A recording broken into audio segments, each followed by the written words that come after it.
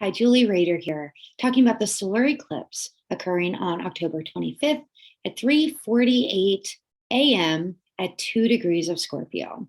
As always, if you like this video, please like, subscribe, and share with anyone you feel could benefit from this information. So we are now in eclipse season, which means that energy is intensifying. Also, the veil is thinner, so we can receive messages from the other side or from our intuition that much more strongly as well. So, I'm not going to sugarcoat it. It is an intense time right now. I probably don't need to tell you this. And I, in my own life, have definitely been feeling the intensity to a great degree. However, last night I did something.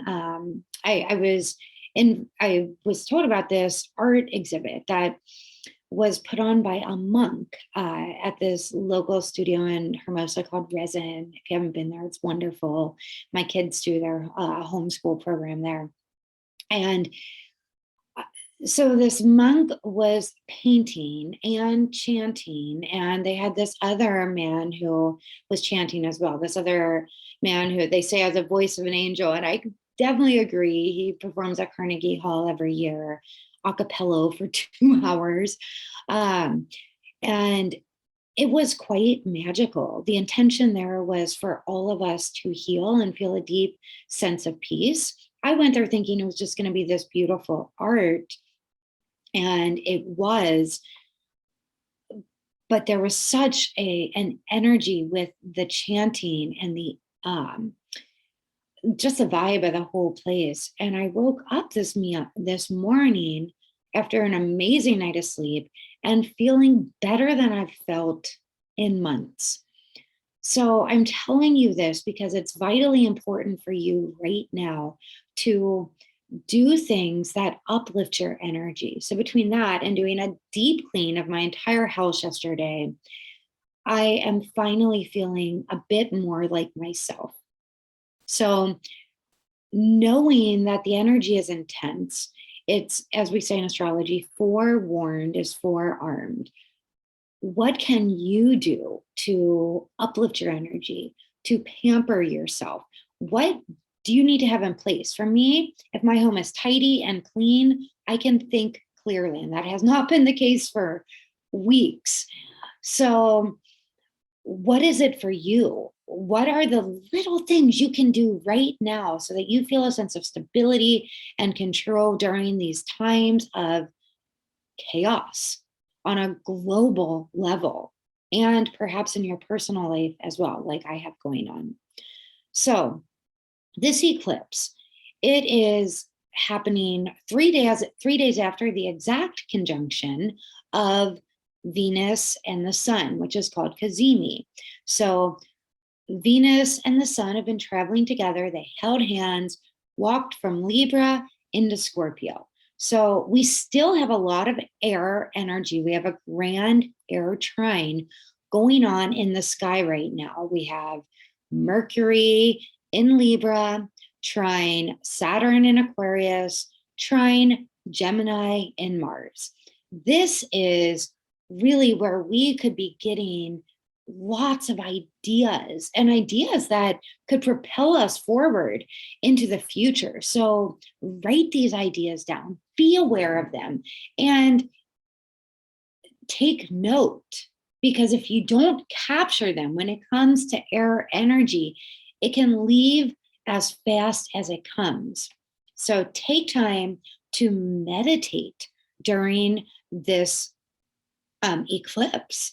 So we've had a lot of air, but now we also have the water because we have the sun, Venus, and moon at this eclipse, all in Scorpio. This is where we dove from air into the water, but we still have the air energy there. So it's important that we tap into that cerebral and even capture the intuitive knowing that's coming and feel it. Allow the emotions to work through us as they will. So much also going on during this grand air trine. and this solar eclipse. So the sun is moon and Venus are all together at the exact time of the eclipse. But the very next day, we then have the moon continuing to move, and it will then be opposing Uranus and the North Node. So this will bring together some of the themes that started in August, the beginning of August, August 1st. So this eclipse really can bring about this whole eclipse season all the way through. The next eclipse we have is November 8th. We'll still be in eclipse season pretty much through the end of November, but we are in the midst of major changes. And this eclipse may start to give us a glimpse of, I'm sure we already know that changes are occurring, but this eclipse will propel us forward even more. What is also going on at the time of this eclipse, so, well, in this eclipse chart energy, on October 22nd, we have Saturn stationing direct. Saturn has been retrograde in the sign of Aquarius, and as it moves direct, it will start to gain speed, and it will, at the end of the year, beginning of next year, move into Pisces, where it will be in Pisces for 2023. So this is the last time for quite some time that we will have Saturn in its home sign of Aquarius. So anything we need to wrap up in the Aquarius house of our chart, that will be the theme till the end of the year. Aquarius is the rebel. So we've got Saturn, which wants to set boundaries, and Aquarius wants to rebel and not set any boundaries. So where can we find this nice, happy medium between setting boundaries and still feeling a sense of freedom in our lives? We have Mars stationing retrograde. Mars, remember, is part of this grand trine in Gemini, which will remain in Gemini through mid to the end of March. And it will station retrograde on the 30th of this month. So when a planet stations direct and when it stations retrograde, the day of that stationing, moving direction is potent. So we have both of those stations within this eclipse energy. So Saturn, which is like the father figure or the authoritarian, stationing direct, moving forward, and Mars stationing retrograde, and Mars is like the warrior. So we will have this energy within this eclipse of the warrior on the battlefield, and both an air sign. So it could be more of an airborne battlefield, or the news that we're hearing or that we're not hearing, things wanting to come to the surface, pushing through. Remember that once the toothpaste is out of the tube, you can't put it back in. That's going to be that Mars energy in Gemini. But then Saturn is trying to contain everything and maybe even censor things on some level. Then we have then we have a couple of planets changing signs as well as part of this eclipse energy. On the 27th, on October 27th, we have Jupiter, which is retrograde, which has been in Aries, retrograding back into Pisces, where it will remain there till the end of the year. Again, a wrapping up. So we have Saturn wrapping up its work in Aquarius, and we have Jupiter wrapping up its work in Pisces before Saturn will enter into Pisces. And then we have Mercury on the 29th moving into Scorpio. So during the time of this eclipse, we have a lot of air and we have a lot of water going on. The air is more cerebral, the water is more emotional, combining the two. We do have some earth, but the earth is a bit unstable. Think like earthquakes with Uranus being there, unexpected changes. And the only fire we have at the time of this eclipse is Chiron.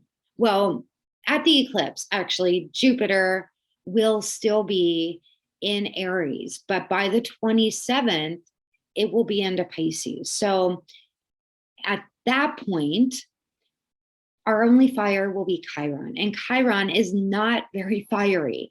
Chiron is the healer or the wounded healer or the teacher. So really the only fire is about healing past wounds.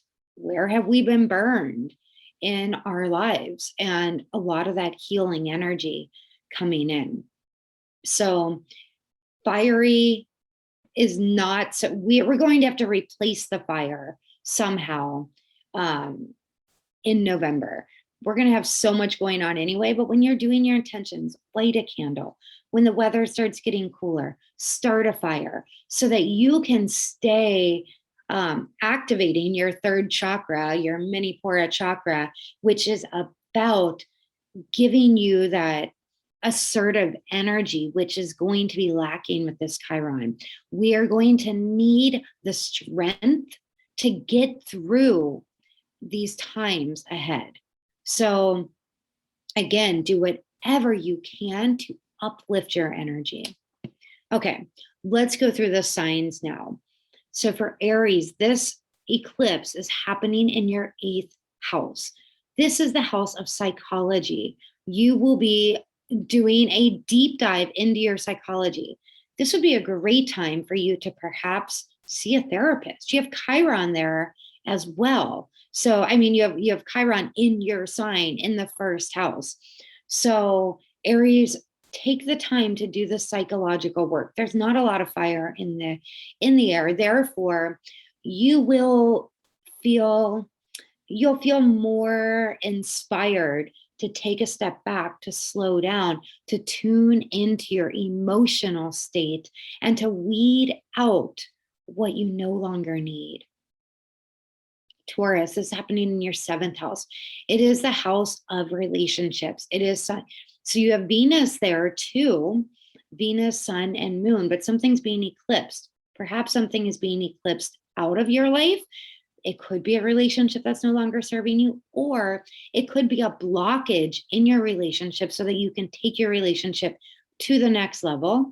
Or if you're single, maybe you finally release that old relationship that you've been holding on to, even though it has been, even though has ended quite some time ago.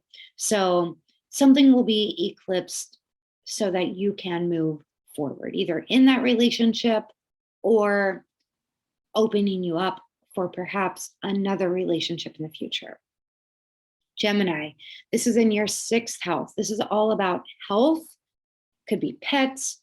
Be a great time for you to start an exercise routine, cleanse, or just look at your day-to-day routines. What is serving you? What isn't serving you? What old habits is it important for you to release? And if you're releasing an old habit, it's important to replace it with a positive one.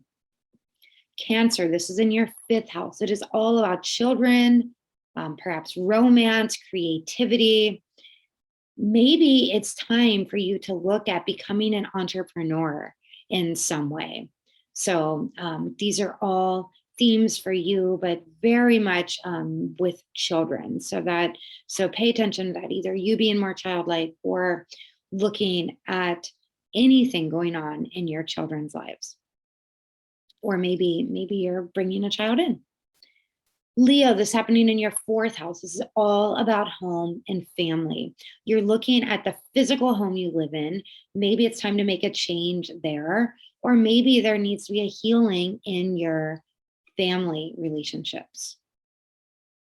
Virgo, this is in your 3rd house, all about communication. Maybe you also feel like taking a short road trip, but I have a feeling it's way more with communication, documents, writing, speaking, teaching, things of that nature. Libra, this is happening in your second house, shining a light on your money, your possessions. This would be a great time for you to go through. And if you haven't been doing this already, I've been talking about this a lot.